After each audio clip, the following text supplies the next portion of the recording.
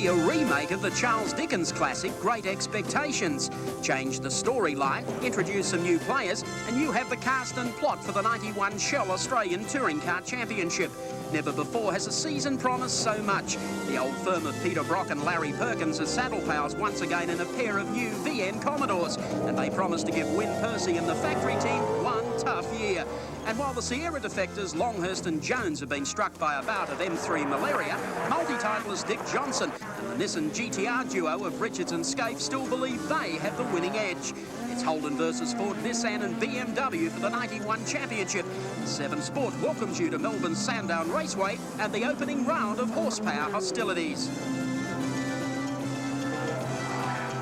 Good afternoon, Australia. I'm Mike Raymond. Welcome to Sandown International Motor Raceway and, of course, the commencement of the 1991 Shell Ultra Australian Touring Car Championship. Well, who's going to win today?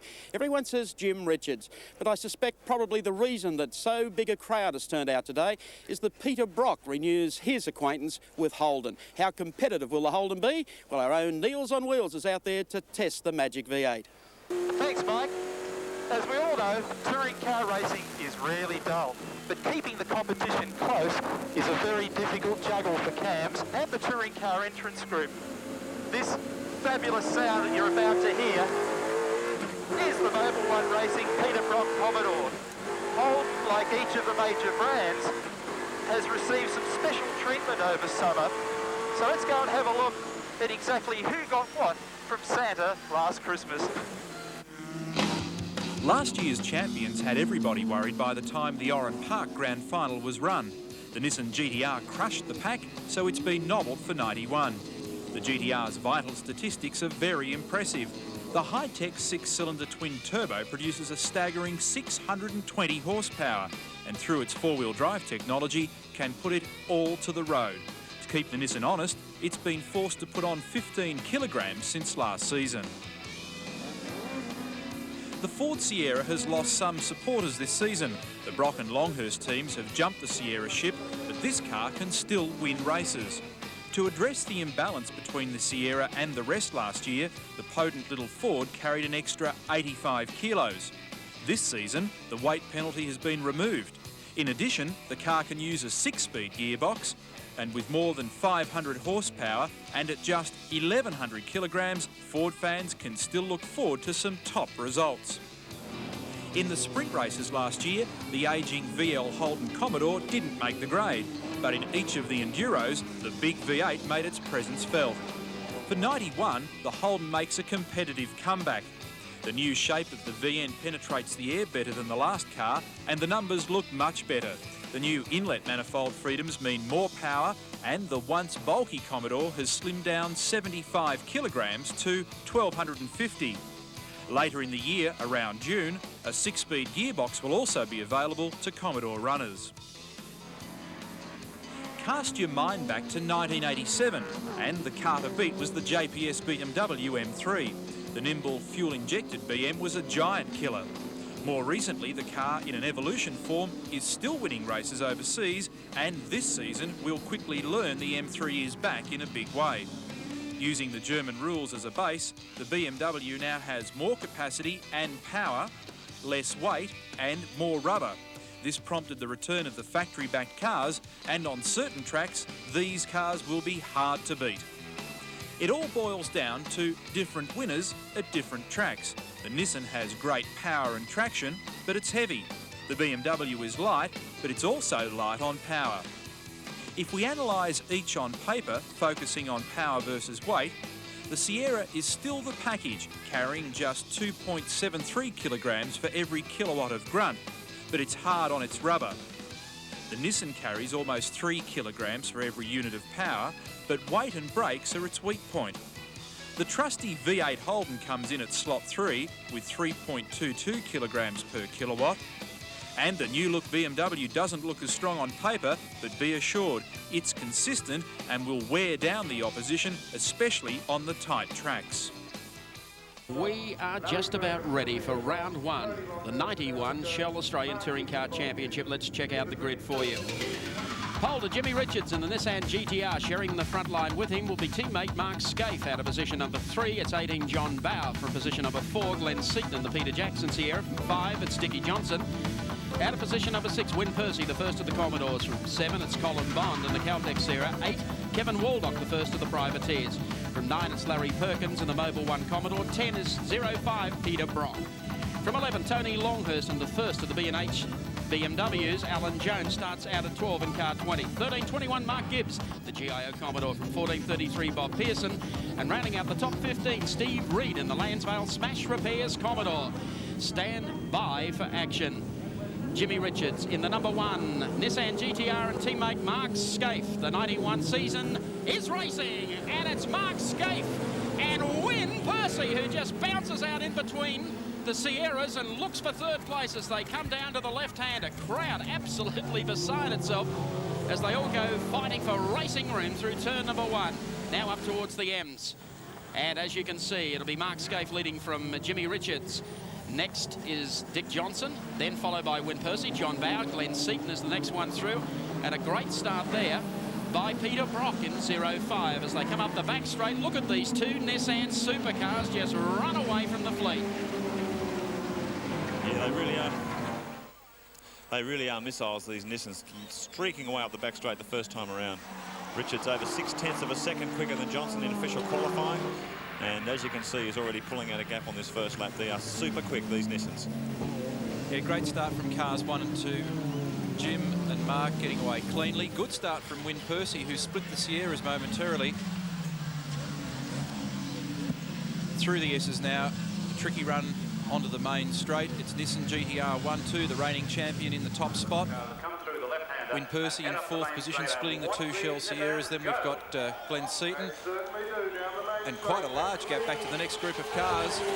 Richards, Scaife, gap back to Johnson, Percy, Bow, Seaton, a big gap back to Colin Bond, Kevin Waldock, Peter Brock, Tony Longhurst, Larry Perkins and Mark Gibbs. I guess as we expected, coming down towards the M's again. And you can see Dick Johnson with Win Percy right behind him. Actually, Win has found himself in the middle of a Shell Sierra sandwich at this stage. Glenn Seaton sits just in behind Johnson. And the Peter Jackson Sierra, or Bow I should say, as they make their way up the back straight again. One guy who apparently is having some problem, Peter Brock, who made a good start. He's heading up behind Kevin Waldock, I believe it is. Was position 9, has dropped a position or 2 there. Keep an eye today on the Benson and Hedges BMWs, Tony Longhurst and Alan Jones. Very warm day here at Sandown. If some of these heavier cars feel the pinch in the tyre department, I think we could expect to see the BMs in maybe the last 15 or 16 laps of this race.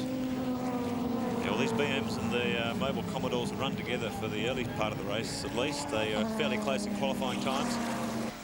Haven't had a great deal of time for development as John Bow slips inside team leader Dick Johnson.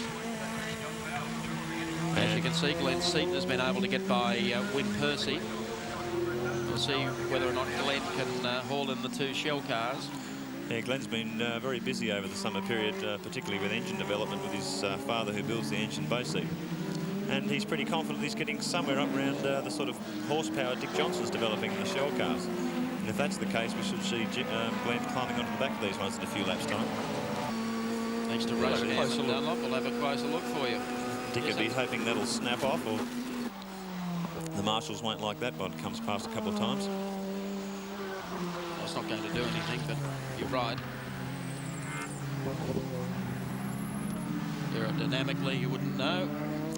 Minuscule, perhaps, but it's been enough for John Bow, whatever the problem is that Dick is having at the moment for Bow to get away.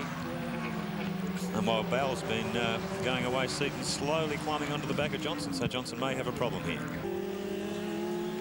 But we've got a problem for Glenn Seaton, just almost at the finishing line. A rear end problem by the look of it. Seaton is going to stop right on the finishing line, so Glenn Seaton's race is well and truly over. This is Alan Jones, 1980 World Formula 1 champion, driving the BMW M3 for the first time. Oh, look at the move down here by AJ. I think AJ's just getting a little bit of practice in for when the touring car circus gets to some of the tighter tracks, and that's when the BM will really come into its own. Looks like the guy in the BMW is keeping you fairly busy, Pete. Yeah, I've sort of, my brakes are a little bit going, and the right-hand rear tyre is saying, thank you very much, I've done enough Sunday driving at the stage, so I'm trying to understeer it through this corner, for instance, to take the weight off it, but I can look in the mirror there, and Tony is, here he goes. Let him go, because I was holding him up. But I changed back to first there in anticipation as soon as he did that. So for the viewers there, I don't normally use first gear on that corner, but at the moment I'm in a bit of a limp home mode, unfortunately. I'm still looking pretty good. I think the car's very nice, but the temperature is absolutely beyond the car's capability of getting rid of it. Oh, we thought it was just you young, impetuous blokes are hard on cars. Yeah, but you know what, Crompton? What? I'm actually in a racing car. You got one up on me. That's it, I'm not talking anymore. See you later. Okay, mate. So 2 Nissans, 2 Sierras and a Holden making the top 5. And then Win Percy with about the length of the back straight on Tony Longhurst, who's now past Colin Bond. So as they head up towards the bridge, watch at the speed here. Past Tony Longhurst on the outside goes Jimmy Richards. Caught that on our Nissan race cam. But if there was room, then the BMW would monster the Nissan here. And yes, what's this? There is room. Cop that, Richo. Just to have some fun. Well, I understand that team manager Frank Gardner's in the pits at the moment. Frank, Neil Crompton here. Your boy's doing a great job. Yeah, they're a great little car, and young Tony's enjoying himself. We usually start at the front and work slowly backwards, but today we've started at the back and worked slowly forward, so it's a bit of a change. Coming up now in the second of the mobile VN Commodores, car number 11, sitting in behind Kevin Waldock as they go through there. Larry, the man responsible for the preparation of the 2 mobile cars. Perkins now running 14th in the field, so it hasn't been the best of days for Larry and Peter.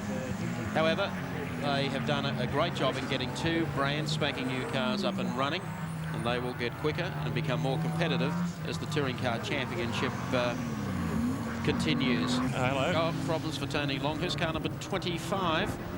And what's going on here? He's got a flat tyre, has he? He looks to be sitting down on one side, though. Yeah, that's what I thought of.